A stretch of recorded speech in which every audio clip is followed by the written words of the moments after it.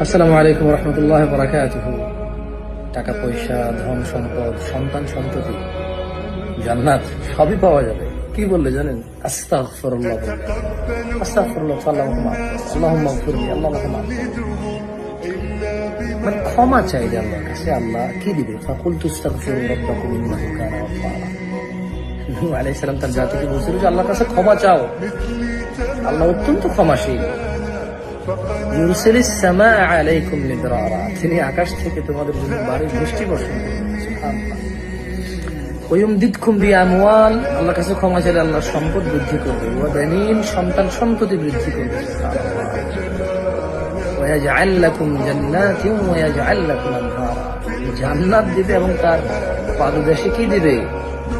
নহর দিবে। সুবহানাল্লাহ। বেশি বেশি বলেন আস্তাগফিরুল্লাহ, আস্তাগফিরুল্লাহ, আস্তাগফিরুল্লাহ।